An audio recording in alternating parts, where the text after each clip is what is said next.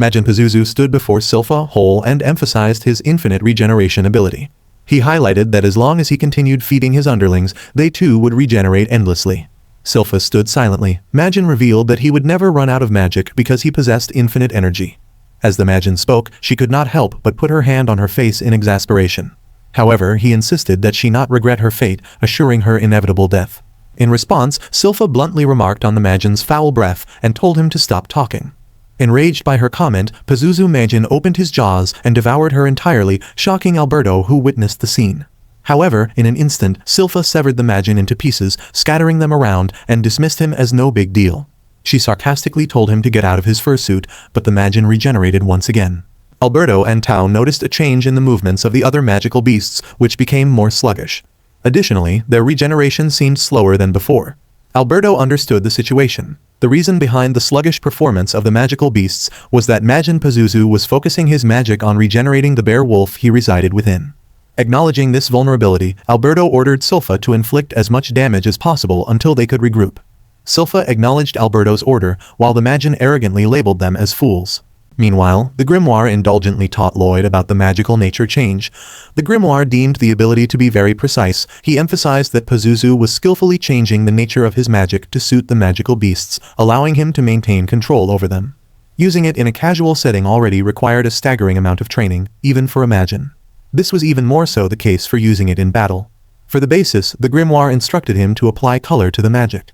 From there, he could change things like the shape and smell. Lloyd demonstrated by turning a flower shaped and colored it pink. He even tried adding a scent to it, instructing the grimoire to sniff it as he inspected the flower. The grimoire was quite surprised to see his nearly perfect demonstration. In a single strike, Silpha inflicted a fatal blow to Majin Pazuzu, and both the monster and Pazuzu fell down. She insisted on borrowing a knight's sword. Overwhelmed by her sheer strength, Pazuzu wondered about her, questioning why a woman of her caliber would babysit. Silpha held the sword, acknowledging that it was enchanted by Lloyd himself, and admired his work. Pazuzu realized her determination to save Lloyd, displaying his strength engulfed with magic. He dashed around Silpha, leaving her no corner to escape, threatened her by his intentions to carve Lloyd into tiny pieces and inspect every nook and cranny of his underdeveloped meat. The insult fueled Silpha's fury. Pazuzu attacked from behind and clenched her in his mouth. Silpha, infuriated by his intentions for Lloyd, immediately pierced his mouth with her sword. Enraged, she turned Pazuzu into 100 pieces of flesh with her sword technique, Rangli's-style dual sword technique, Rising Twin Dragon. Emerging from him, Pazuzu praised her technique and began regenerating again. Silpha pierced him once more with her sword, turning him into pieces with the Descending Bird technique. Severing the frontal part of the monster, she exposed his head and used her Rangli's-style dual sword technique to expose the entire body. She used her dual Tiger Fang technique to finish him off, dismissed him as a disgusting, filthy worm. Silpha reminded him that from the very beginning, a piece of offal like him had no chance of laying a finger on Lloyd. She insisted him to taste the sword of his master as he lay in pieces. The Majin Pazuzu lay before her on the ground, and Silpha noticed something wrong. Meanwhile, the knights were cheering for their victory, thinking the battle was won since they had already defeated the magical beasts. However, Alberto reminded them that the fight was not finished yet. If the Majin was not defeated, the magical beasts would keep regenerating themselves. He ordered the knights to support Silpha, recognizing the importance of finishing the entire threat. In a sudden moment, the Majin started to take heavy breaths, and a mysterious black aura emerged with his breath, startling all of the knights and Silpha herself. The smoke Majin released grabbed Silpha tightly. Meanwhile, Majin began to transform, displaying his dejection and disappointment over his dead familiars. He raised carefully, realizing that all his hard work had been reduced to dust, the culmination of over 100 years since he broke the seal on the shrine. Majin, engulfed in anger fueled by frustration and the loss of his magical beasts, placed blame squarely on Silpha. As she was gripped by the black smoke, Majin ferociously attacked her with a blow so heavy that it nearly left her lifeless on the ground, grappling with her strength as her consciousness faded. She felt as though she was being forced into a deep sleep. Majin revealed his special power of magic, just like those magical beasts. Anyone who breathed black smoke would fall into his hands. This was the miasma of control. The Majin had attempted to launch another attack against her, but in that critical moment, Tao intervened and shielded Silpha from the Majin's devastating blow. Despite Tao's own struggles in the conflict, she turned to Silpha, concerned about her battered condition, and inquired if she could stand. Silpha, exuding confidence, assured Tao that her worries were unfounded, asserting that she was completely fine. She then firmly requested Tao to leave. Expressing her frustration with Silpha's behavior, Tao urged her to escape from the perilous situation. However, instead of heeding Tao's advice, Silpha, despite her miserable state, suggested that Tao protect Lloyd. With determination, Silpha attempted to rise, sword in hand, but her weakened body betrayed her, causing her to collapse once more due to the lack of energy. The Majin Pazuzu commended Silpha for being a formidable swordswoman. Despite being exposed to more of his malevolent miasma than anyone else, Silpha exhibited astonishing strength in facing him. Even magical beasts, who typically succumbed within 30 seconds, could not endure as long as Silpha did before succumbing to unconsciousness. Majin further expressed his curiosity towards Tao, as she was not affected by the miasma.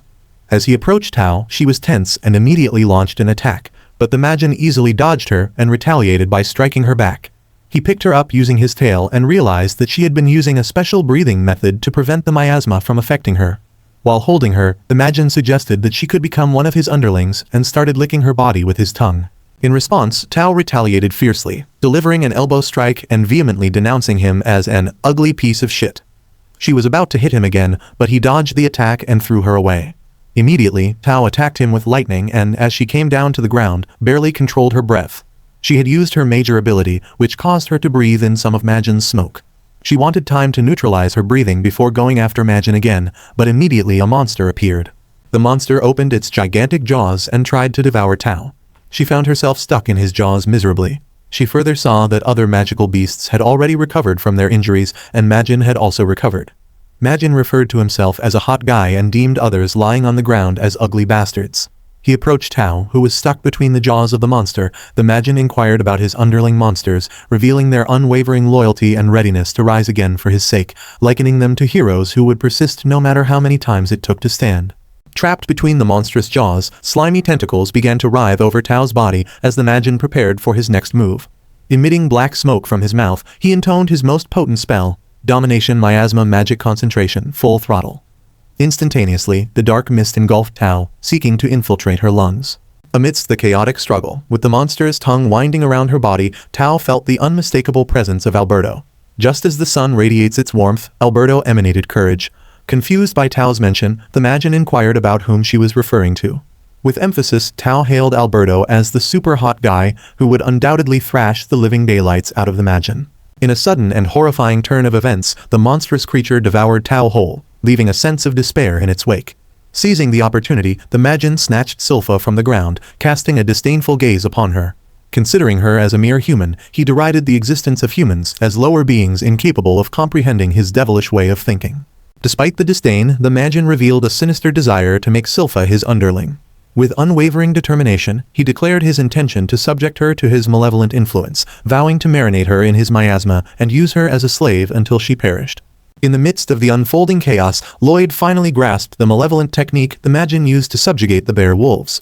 Seeking confirmation, the Majin affirmed Lloyd's realization and went on to elucidate his sinister method. He disclosed that initially, he gathered the wildlife in the forest as bait, luring the bear wolves among them. Subsequently, he ruthlessly slew all the parents, leaving only the vulnerable offspring. To further manipulate the young bear wolves, he immersed them in his miasma, fostering the illusion that he was their caretaker. Despite the grim admission of their parents' demise, the bear wolves succumbed to the Majin's overpowering miasma, rendering them obedient. As Lloyd processed this information, he could not help but deem the Majin as cruel and heartless for orchestrating such a malevolent scheme. However, in an unexpected turn, the Majin noticed that Lloyd was breathing freely within the presence of his miasma. Perplexed by this anomaly, the Majin wondered how Lloyd could move so naturally, seemingly unaffected by the oppressive influence of his dark miasma.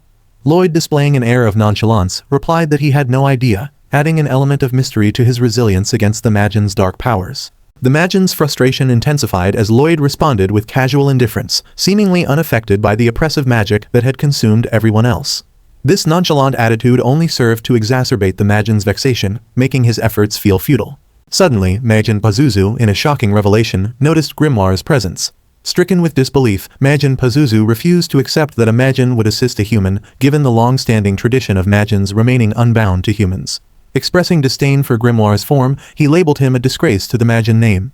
Despite Grimoire's intention to offer advice, he restrained himself, deciding to relish in Pazuzu's distress. Majin Pazuzu, seizing the opportunity, commanded his underlings to attack Lloyd.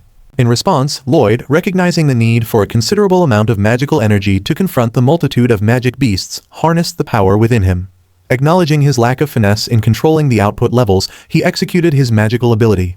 A mesmerizing image of a motherhood relationship unfolded before the monsters, captivating every creature in the area and drawing them towards Lloyd. This unexpected display shocked Pazuzu, witnessing the monsters being attracted to Lloyd as if he were their mother. Pleased with the success of his magic, Lloyd had effectively seized control over the magic beasts from the Magin. Even Grimoire, despite his initial resistance, felt a subtle effect of the magic.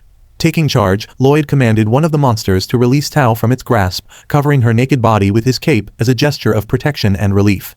The tides were turned in Lloyd's favor as his mastery over magic and unexpected connection with the monsters shifted the balance of power in the unfolding conflict. Mage and Pazuzu, amidst the chaos, could not help but acknowledge Lloyd's fascinating skills in effortlessly dispelling the intense miasma. He attempted to unleash more miasma, however Pazuzu's efforts were futile, as Grimoire warned him that the magical beasts already remembered everything. Undeterred, the monsters, now aware of their pride as magical beasts and the fact that Pazuzu had slain their parents, violently surged towards him. Lloyd, observing the true leadership of the bear-wolf pack, marveled at their autonomous strength, free from manipulation. He watched in fascination as the magical beasts, now acting on their own will, bit and attacked Pazuzu. Witnessing this unexpected turn of events, Lloyd admired the creature's resilience. In a fit of rage, Majin Pazuzu retaliated ferociously, grabbing the beasts and forcefully smashing them against each other. He trashed them with his feet, infuriated by their defiance and the vengeance they sought for the deaths of their parents. As the Majin furiously fought the magical beasts, he expressed his anger, belittling them as lower than insects. Pazuzu, still seething with fury, decided to teach Lloyd a lesson for interfering with his ambitions. He confidently declared that magic would have no effect on him, emphasizing his invulnerability. This comment triggered a memory for Lloyd, recalling Grimoire's explanation that Magins could not die from magic, although Grimoire had emphasized that this had been the case in the past so far, hinting at the possibility of exceptions in the current time. The conflict reached a new level of intensity as Majin Pazuzu, infuriated, ascended into the sky, decided to unleash the full might of his abilities. Lloyd, witnessing the Majin's resilience and apparent invincibility, acknowledged the difficulty of defeating such a formidable opponent. However, rather than succumb to despair, Lloyd's curiosity surged, prompting him to reveal the true extent of his potential and the terrifying nature of his abilities.